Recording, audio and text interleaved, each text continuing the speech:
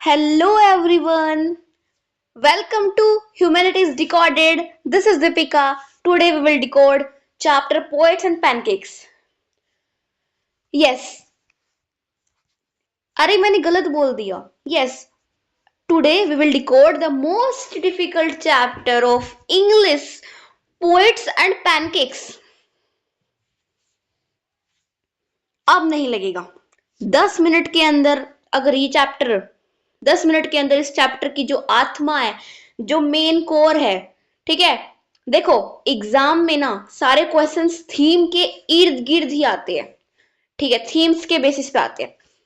10 minute के अंदर अगर पोएट्स एंड पैनकेक्स के क्या होता है, मतलब इसमें क्या होएगा, मतलब पूरा चैप्टर का ओवरव्यू, डिटेल में ओवरव्यू है. ज्यादा डिटेल में नहीं है, लेकिन बहुत बच्चों को समझ नहीं आता क्या है ये पोएट्स एंड पैनकेक्स. समझ चैप्टर का नाम सोचकर तो लग रहा था पैनकेक्स के बारे में होगा, जो डोरेमोन सिंचैन में होता है ना, पैनकेक खाने वाला, लगा होगा कि वो है. लेकिन बेचारे बच्चों के साथ धोखा दे दिया किसने? एनसीईआरटी इंग्लिश ने. ठीक है, देखो मेरे खुद के सेल्फ मेड, मैंने खुद बनाए आपके लिए. माइंड मैपिंग होगी बढ़िया. ठीक है, देखो 4 पेज में मैं आपको सब कुछ बताऊंगी इस चैप्टर में है क्या. नो डाउट इसमें बहुत सारे नाम है हिस्ट्री की तरह. मैंने जो अंग्रेजों के नाम है वो इसमें मेंशन नहीं करे, लेकिन जो एग्जाम में थीम के इर्द गिर्द आता है मैंने वो सब कुछ कवर किया है 10 मिनट के अंदर. ये वीडियो स्पेशली उनके लिए है जो लास्ट के, मान लो आपका पेपर है 12 मार्च को, तो ये वीडियो उनके लिए है जो 12 मार्च को देख रहे हैं सुबह, और जो 11 मार्च को देख रहे हैं. ओके, तो अच्छे से समझ आएगा. कमेंट करना कैसी लगी और सब्सक्राइब करना प्लीज मत भूलना. Don't forget to subscribe my channel. Sorry, humanities decoded. Clear, got it. तो देखो पोएट्स एंड पैनकेक्स, नाम ने धोखा दे दिया. चलो सबसे पहले हम डिकोड करेंगे, जैसा कि हमारा चैनल का नाम है डिकोड, डिकोड करना.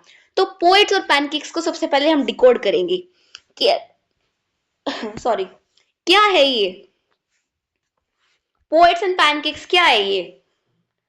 What is this poets and pancakes? What is this? What is this? What is this? देखो पोएट्स और पैनकेक्स को यहाँ पर लिंकिंग करी गई है. कैसे, मतलब देखो इस चैप्टर में हम पैनकेक्स, पैनकेक्स क्या है? एक मेकअप का ब्रांड है. पोएट्स मतलब जो लिखते हैं, स्क्रिप्ट राइटर होते हैं जो, ठीक है, ठीक है, इसका मतलब ये है. पैनकेक कोई खाने वाला नहीं है, याद रखना. ठीक है, चलो अब देखो, अब ध्यान से मेरी बातों को सुनो, ध्यान से मेरी बातों को सुनो. तुमसे ज्यादा इस चैप्टर को कोई नहीं समझ सकता. बच्चों को लगता है ये बहुत बेकार चैप्टर है, क्या है ये चैप्टर, लेकिन नहीं, तुमसे ज्यादा इस चैप्टर को नहीं समझ सकता. क्यों नहीं समझ सकता? अभी अभी रिसेंटली अगर कोई फिल्म आएगी ना, सबसे पहले उसको देखने भागोगे.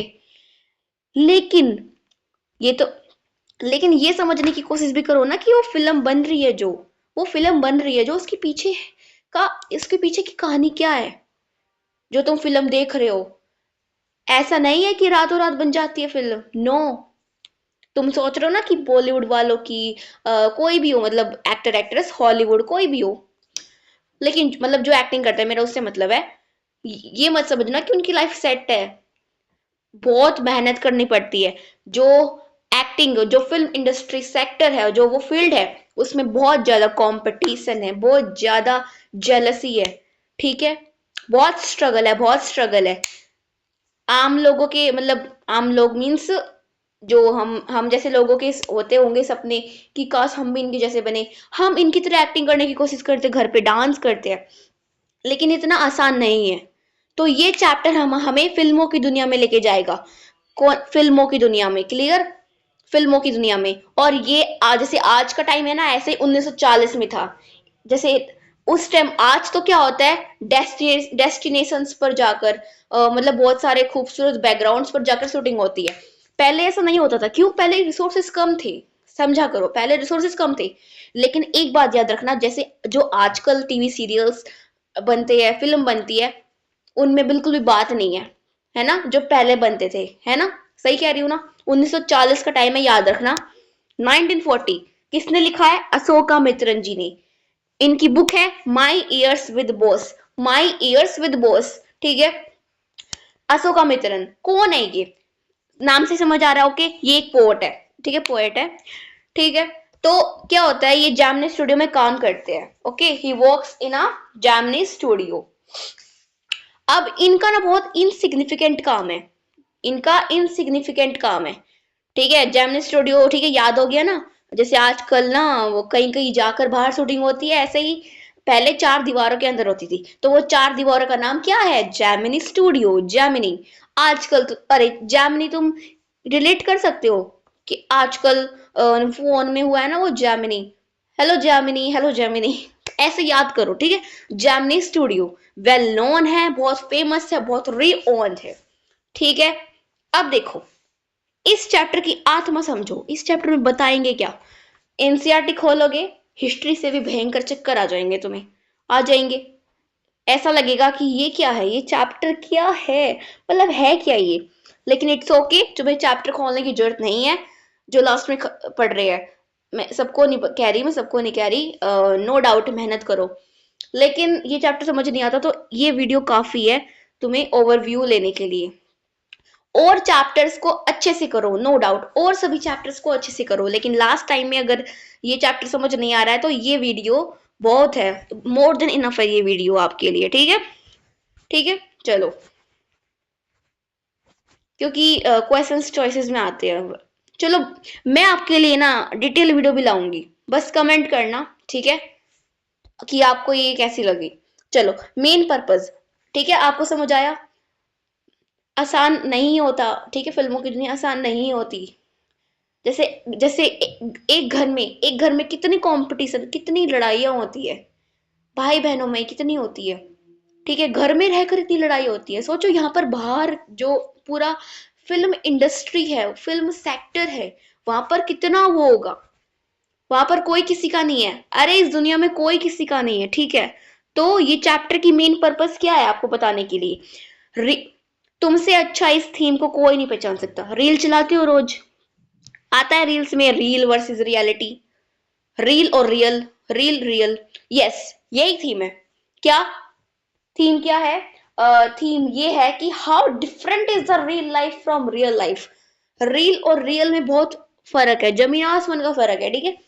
इन टूडेज लाइफ वी फील और थिंग्स, जो लोग फिल्मों में काम करते हैं उनकी लाइफ सेट है, but no no, in this chapter we will see, जो मैंने ये वर्ड्स लिखे इनको घोट कर पी जाओ, इनसे ये थीम है चैप्टर की।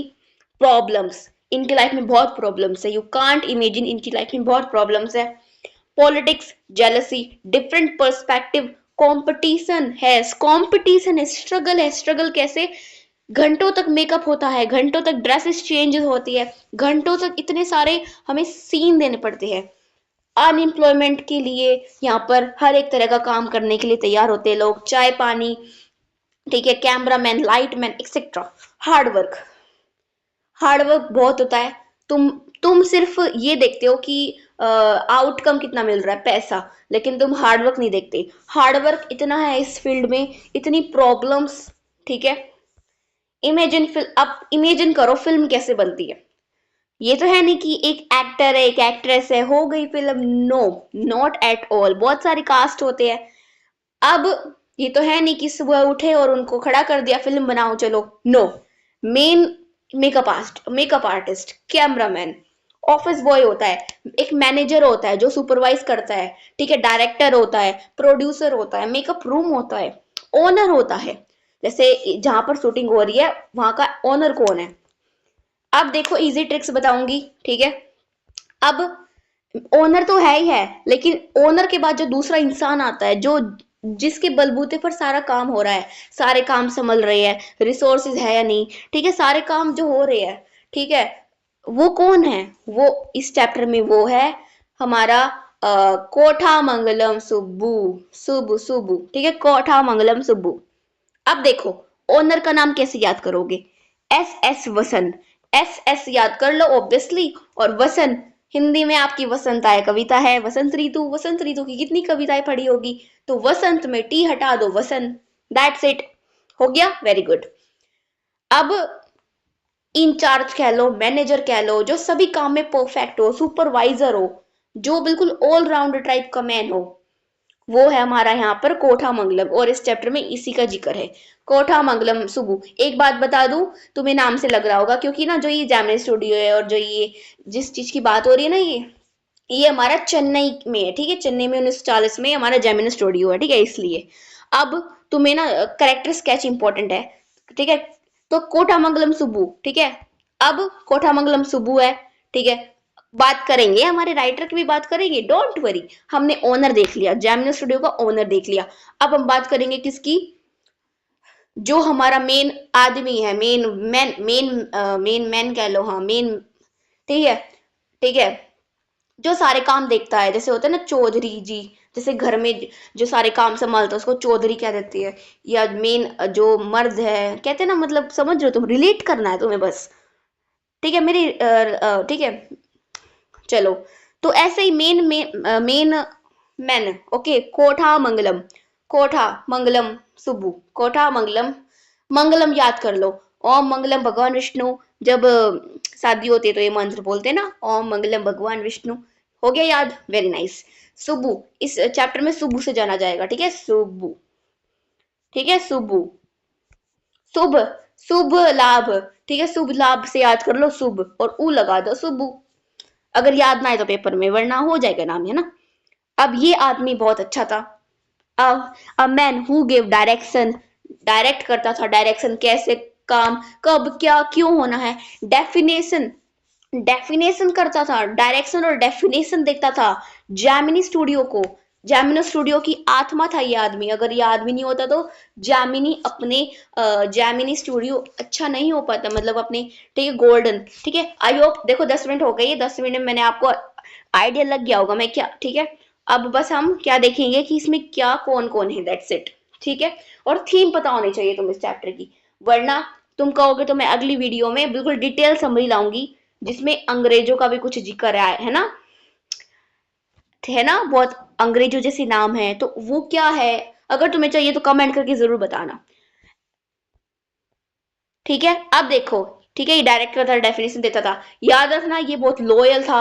ये टेलर मेड था फिल्म के लिए, जैसे रेडीमेड, मतलब जैसे बना बनाया, मतलब ये फिल्मों के लिए ही बना था, टेलर मेड फॉर फिल्म्स।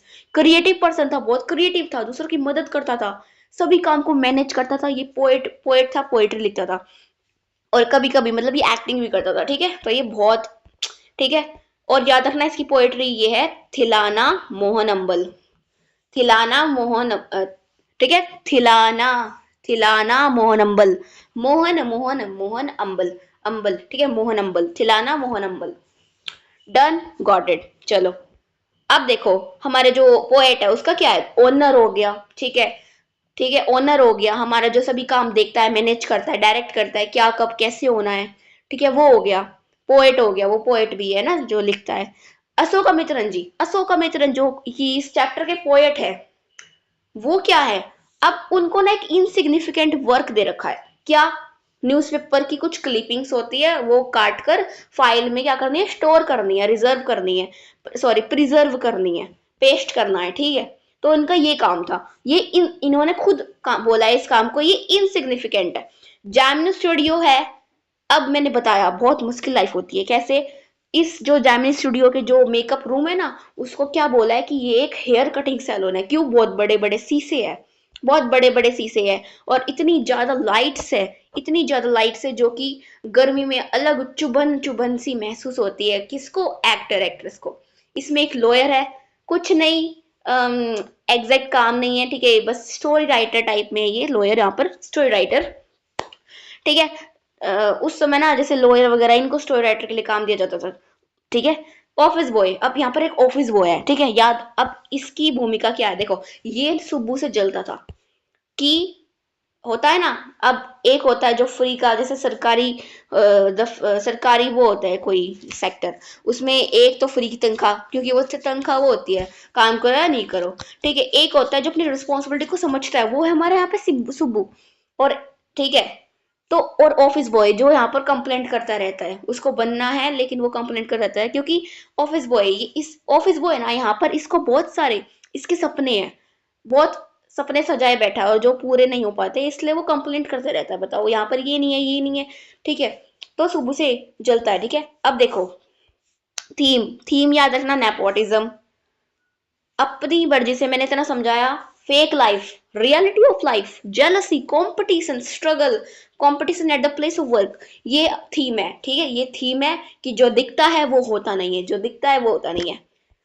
अब ऑफिस बॉय देखो, बेकार लिखा है मैंने ताकि आप रिलेट कर पाओ, समझ पाओ, ठीक है। क्योंकि जलता था, jealousy at its peak, frustrated रहता था, कंप्लेनिंग नेचर था, ब्लेम करता था दूसरों को, बिल्कुल भी सेटिस्फाई नहीं था। क्यों? उसको क्या बनना था? उसको लिरिसिस्ट बनना था, स्क्रीन राइटर बनना था, ठीक है, एक्टर बनना था। ओके, तो ये आपके पोएट्स एंड पैनकेक्स का पूरा ओवरव्यू है। आई होप आपको समझ आए, ठीक है, 15 मिनट के अंदर। Thank you so much.